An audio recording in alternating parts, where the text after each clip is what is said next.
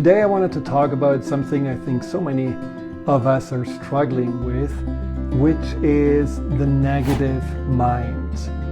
When we wake up in the morning and already feel negative, have some kind of a why me, poor me thoughts, or we have a fine day and all of a sudden there is this little intrusion happening in our head that goes into the worst case scenarios or compares us with others in a very unfair way, and we always come up short. So I'm talking about the negativity that can really spoil our entire day.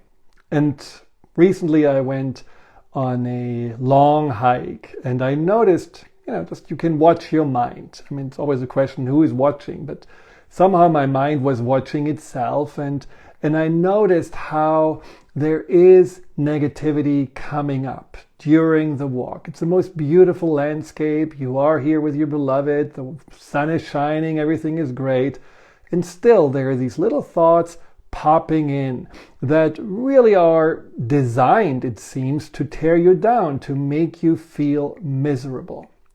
And today I want to demystify this. I want to help you to look at negativity and negative thoughts, not in this old black and white way of, well, there is good, there is bad, there is negative, there is positive, but more like understand, okay, these thoughts are there.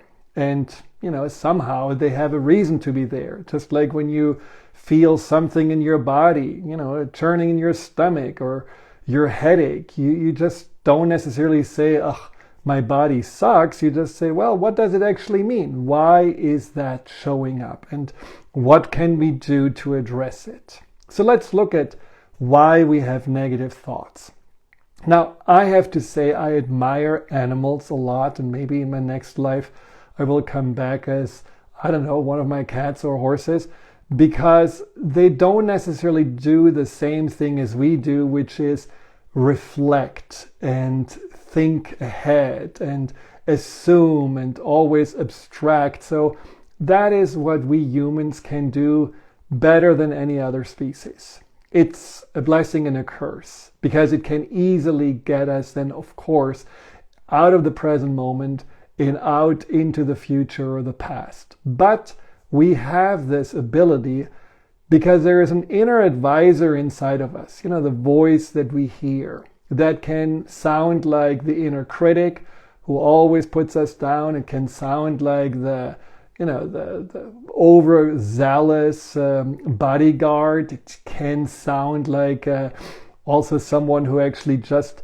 tries to make us see things that we are not seeing clearly. So it can sound like our parents, but that voice inside is there for a reason. And that voice basically says, well, they're going to bring up negative thoughts because they're going to help you to not fall asleep on the wheel, to stay aware and, be on your toes and not necessarily go into complacency. So it's a protective mechanism, and it's a mechanism that also is designed to push us forward and get, to a place where we are ultimately not only safe, but also fulfilled. So there is something positive about the negative thoughts, but the negative thoughts are not always very productive because they can make us feel negative and therefore also feel more unmotivated rather than, jumping up and saying, great, thank you so much for this information. Now, when you think about the negative thoughts, sometimes they are showing up, especially just as I described, when you feel the best. Everything is great, wonderful. You just had, the perfect date and some success at work, and maybe even your lottery ticket was a winner, even though it was only $2, but whatever, you feel great, and then boom, the negative thought comes in, the what if, and your father looked a little bit ill the last time. Well, maybe he is, really sick and doesn't tell you, and whatever stories are coming in, it's almost in that moment as if the mind says, don't fly too high because the fall, which is inevitable, will be too painful.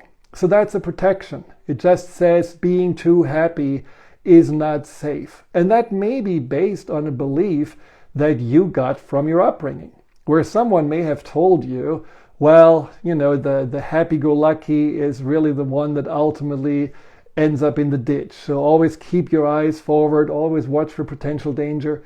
It can be a belief that says, well, the world is not safe and it's not here to, enjoy, but it's really here to survive.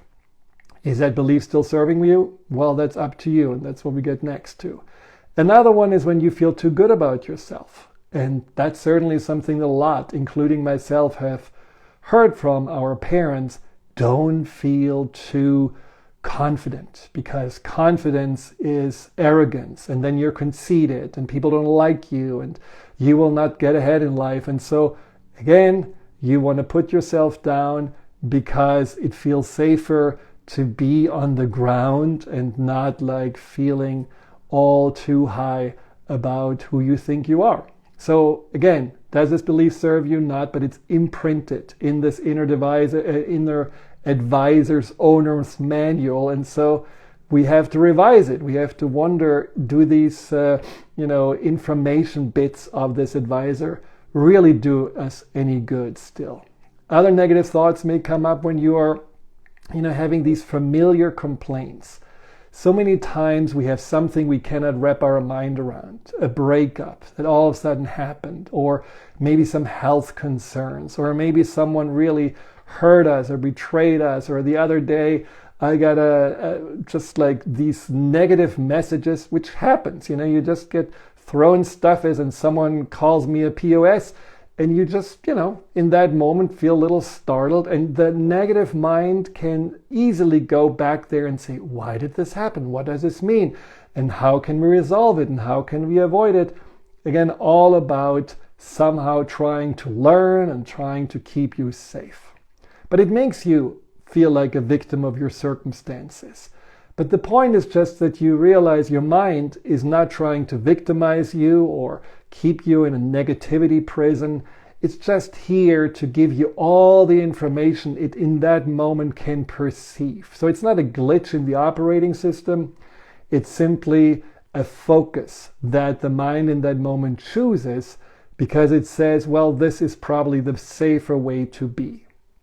So what do we do to get out of it? Well, first of all, don't just ignore negative thoughts. Sometimes it's the best we can do because maybe we're too busy, and maybe we're saying like, if I'm going to go down that rabbit hole, I'm going to really have a miserable day. I have more important things to do, and that can help. That can certainly help for you to not feel so overwhelmed by the negative thoughts. But if you're noticing that this negativity recurs and that the theme is the same, just realize that in that moment your mind has put its focus on something for a reason. We want to find out what that is. See, the mind has basically a spotlight awareness. Consciousness, what we are consciously aware of, is literally like this tunnel vision spotlight. And there's everything happening left and right. We don't see it, because it would be completely overwhelming. It would be just too much to compute. So all the mind can see is through that spotlight, whatever it is focusing on. Now, the problem with negative thoughts, if you're not addressing them, is that they become eventually like self-affirming, meaning like when you have a negativity, like no one likes me, the mind is looking with the spotlight at all the evidence that this is true. Everything from the past to the present. The barista doesn't say hi. You feel like someone cuts you off in traffic. You remember how these kids in high school just stopped talking to you. The mind collects with that spotlight everything to affirm, well, see, this is reality, because it can only see that in that moment. And then it becomes a self-fulfilling prophecy, because then you're anticipating that no one likes you, and then you are interpreting everything accordingly. And once again, your whole life is only seen through this spotlight in that way. And there is so much more happening left and right, but since you're not very flexible when you're really stuck in this negativity, it's basically, these are your big blind spots, and you cannot really see this as a part of your reality. So how do we get out of it? How do we get out of this feeling of negativity is this big dome of steel that keeps you locked in, and you feel like that you have just to suffer through another day of feeling miserable because your mind bombards you with all these bad messages, rather than being free and being able to choose what you want to see. Remember, you are the operator of the spotlight. You just don't know yet how necessarily to do this, but you can shift the spotlight to wherever you want it to be, and it doesn't necessarily immediately snap back into negativity, but it takes a little work. So the first place to go is to play detective. Just be a little bit more curious about these negative thoughts.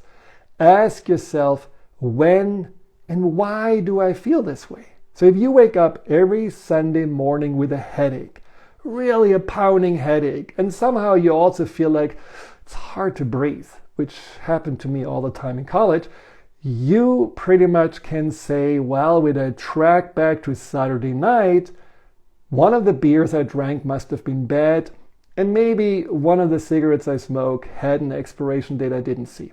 Whatever it was, you know you did this to yourself, and that's why you're acting and feeling like this on Sunday morning. Do the same thing when you have this recurrence with negativity. Ask yourself, what time of the day do I get negative? Is it at 4 or 5 o'clock in the morning when my cortisol level is the lowest and when all my defenses are down and I'm kind of really in this everything is dark and scary mode? Or is it after I had breakfast and we're watching the morning news or scrolling through social media and getting stuck on something where I feel like, once again, other people have it so much better than me?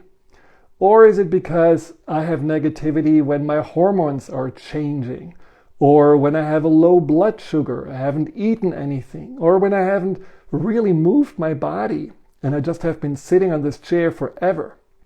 Or one of my favorites is when you feel exhausted. You really have been overgiving and overdoing, and you feel so negative because somehow you have no ounce left. And then there is still this little slave driver that says, nope, you have more obligations, more to do, more hoops to jump through. Well, that may be the reason, or that's why your negativity shows up. Or maybe you have a negativity after you have been procrastinating a long time. You have been sitting, watching TV or scrolling through social media and telling yourself only 10 more minutes. No, another 10 more minutes. And then you have been postponing and pushing off what you really wanted to do. And then the next morning you have this really stale taste of guilt and shame, and you wonder, where does this negativity come from? So be curious. Be the little Sherlock Holmes of your thoughts and understand there must be some pattern. And then also ask yourself, what's the flavor? Negativity doesn't necessarily mean it's all the same. My negative thoughts can be negative thoughts about exhaustion. They can make you feel, when you think them, tired. Other flavors can be worried or doubtful or deflated or sad or confused or, again, ashamed, or you feel like there is this flavor of overall not feeling good enough. And just be aware of the flavor. And then you have already a little bit more of an idea, what these thoughts really tell you, what they need from you, and how in the future to prevent them from happening. The second thing to do is, so first thing is for you just to be detective. Second is slowing them down, and you slow them down by writing them down. I know some people say, I don't want to see my negative thoughts, but you know what? If you write them down, it feels like you are purging them and you're putting them on paper. They're not just in your head, jumbling up there. And B, the mere act of writing, the slowing down, is really also allowing you to take better charge of them, because it doesn't feel like you get shot at. It feels like, oh, I can see more clearly the vision or the perspective or the point of view of those negative thoughts, and then I can later on question if they really are worthwhile entertaining or not, or what they mean. So write them down, maybe a little bit more organized, and just see how there are certain themes that may over and over repeat themselves. And when you write them down, you can go back to play detective and connect the dots. Just get into a place of more curiosity rather than buying into the negativity. You don't have to. You can just watch and then respond. And then you are questioning those thoughts. A lot of the thoughts that you're going to write down will tell you, again, it's not the entire reality, not the entire truth. It's a distorted truth, but it will tell you things like always. It's always going to be hard for me. I will never get what I want. Or everybody has, already been so much more successful than me, or nobody really cares about me. I will never find anyone to share my life with. Whatever those thoughts are, just notice, is that really true? Can I really predict the future? Do I have the one magic 8-ball? No. So you have to question those thoughts, and then you question them even further and ask yourself, how does it serve me if I really just focus on that as reality? And also, does that really help me to grow, or does, when I believe in the thought, ultimately hold me back? It's almost like that your mind in that moment, when you slow it down and question the thoughts, takes the reins in, and you are taking control. And the inner advisor wants that. The inner advisor is not your inner CEO. It doesn't want to run your life. It doesn't want to be responsible for everything. It just gives advice. And then you are saying, I hear your advice, let me consider it, and that's what we're going to do with it.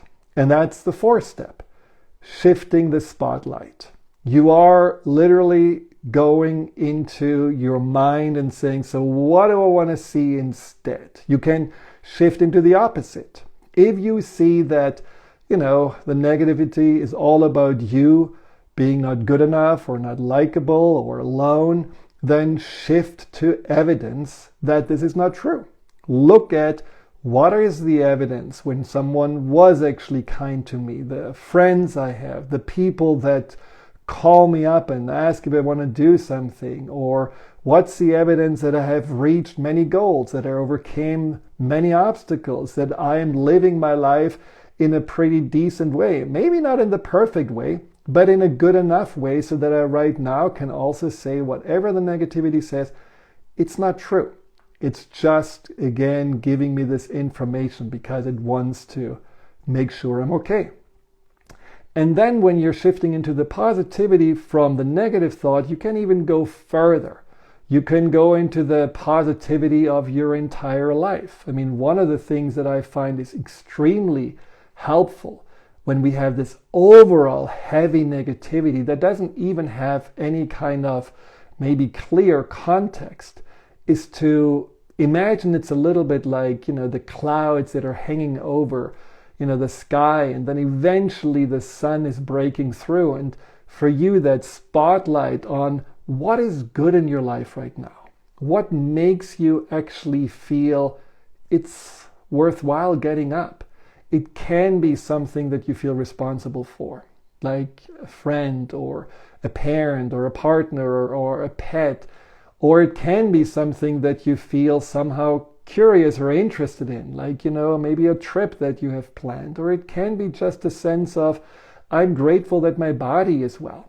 I always feel like that most of us take our bodies for granted. We are not paying attention to how we can find 50 reasons to be grateful for when we just look at the 50 top ways our body serves us. From moving around to being comfortably sitting in a chair, to tasting something, smelling something, our senses, feeling touch, whatever this is, just indulging into some appreciation and positivity is breaking through the cloud of negativity. And it doesn't have to be immediate. You can just, go and spend a little time with the positivity. You can spend a little time with appreciation and gratefulness. And it may just take the edge off, and eventually it may sink through. So it doesn't need to be a light switch that goes on and off. But the next step is the promise. And the promise is, once you feel like, okay, I'm feeling more positive and I can still know that there is negativity and positivity all at the same time, just like on Earth there is night and day all simultaneously. We're living in a duality. I can notice that there are certain things my negative thoughts, my negativity try to tell me. And I got to make a promise to myself to do better. I'm going to do a promise that I will not fall asleep on the wheel. And what that means is that you simply say, if the negativity says, you're too much, you're doing too much, you're exhausted, you have no energy, and it just feels like life is just, slugging through it, then you promise yourself, yes, thank you, I will take some time to relax. I will recharge my batteries. I'm gonna take some stuff off my to-do list. Or if there is this sense of the world is a bad place, you're simply choosing to not bombard yourself constantly with being addicted to the news, or bombarding yourself with, these, maybe the crime stories or the horror movies or whatever. I know it's Halloween, do it today, but forget tomorrow. That you just simply say, no, I don't want to just always dip my mind into this dark perspective. I want to help my mind to also see and enjoy the good things, and the good things about people, and the beauty about life. So you're just going to take your mind much more often on a stroll in the park than going down into a house of horrors. And then also, treat your body well, meaning like if you're feeling like low blood sugar is something that needs to be addressed, make sure you have breakfast. If it's that you have the feeling that you're not moving enough, definitely, commit to some kind of movement of your body and getting the energy going. If your mind feels like it needs some stillness, just commit to contemplation or commit to meditation or breathing. Just pay attention. If your mind says, hey, you are always unreliable, you're always promising something and never following through. If that's a theme that comes up with guilt and shame, that you felt like, oh, I'm always negative, but actually you're just having the aftermath, the headache after procrastination, just commit to do better. Don't overcommit, but commit to do better with whatever needs to be done so that you get it done. And then you move on to the next as you're building more trust in yourself. See the negative thoughts as helpful little reminders that ultimately want to lift you up and not tear you down.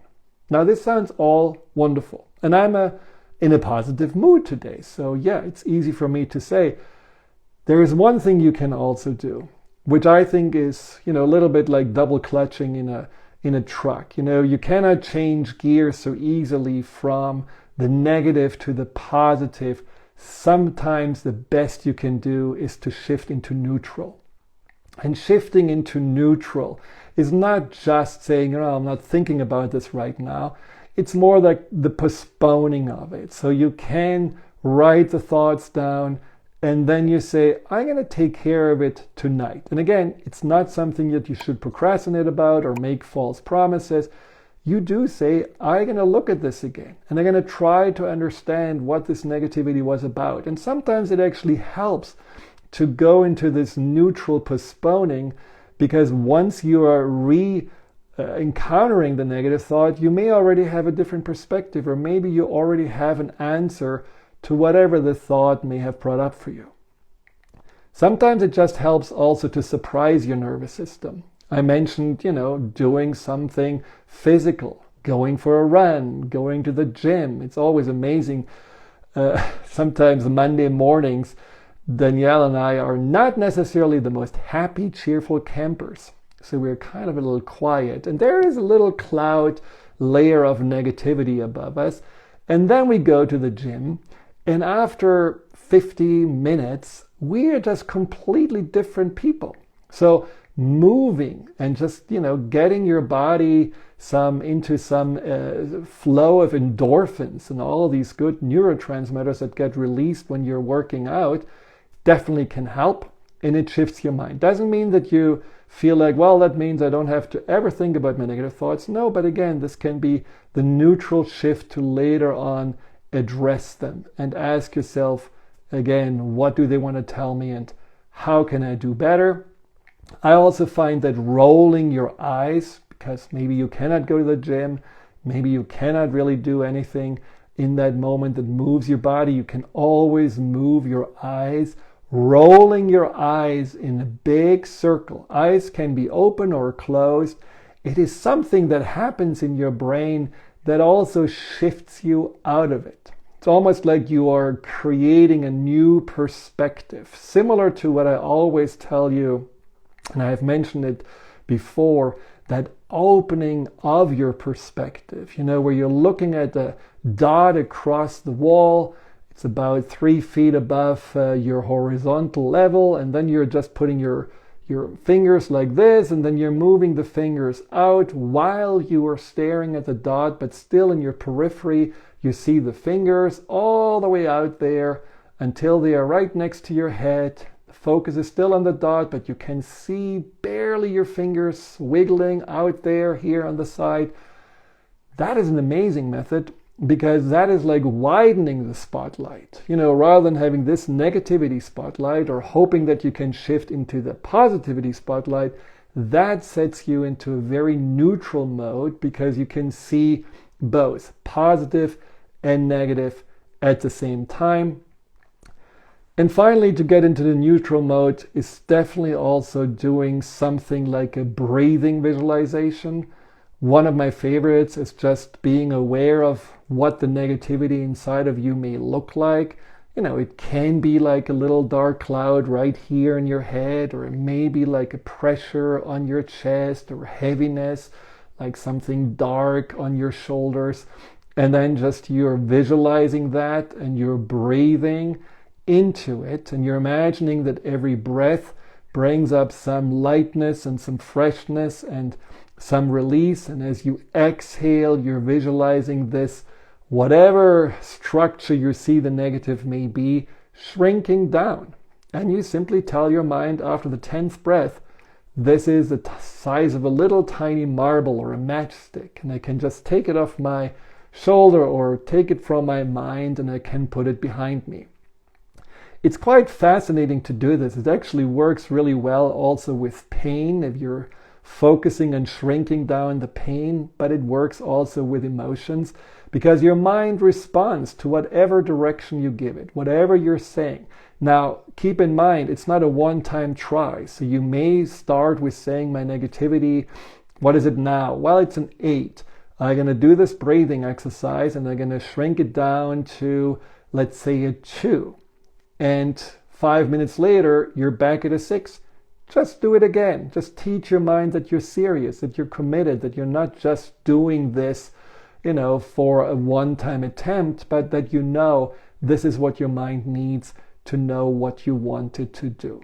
While you do the breathing, you can have an affirmation with it. I am calm, I'm centered, or I'm shifting into positivity. I can see all the goodness in my life. Whatever affirmation you want. And again, you visualize on the inhale this positive energy, like light coming in. On the exhale, you visualize this negativity leaving your body and becoming smaller and smaller and smaller. And after 10 breaths, it may be completely gone or almost gone. You can take it out, leave it behind, bury it in the ground, whatever you want to do with it. It's just teaching again your mind that you listen to the advisor, but you're not letting the advisor run your life. So I hope this helped a little bit. If you have a question about what it could, like, for example, what is a negativity that you cannot wrap your mind around, or is there a negativity that in particular feels difficult to decipher or to respond to, just send me either a DM or just leave a message down in the comment. I'm still a few moments here. This video will also show up on my YouTube channel, Dr. Friedemann Schaub. And then you can always ask questions. I'm always happy to respond to you, or any comments. If you like this, please click the like button and sign up for my channels on YouTube and Instagram. I really appreciate it. Makes me feel very positive. Take care. Hi, Dr. Friedemann here. Thank you for tuning into my YouTube channel. If you're interested in learning more about fear and anxiety, here you'll find guided meditations, webinars, and interviews with some of the most renowned experts in the field of empowerment. Delve into the over 230 videos and more to come every week.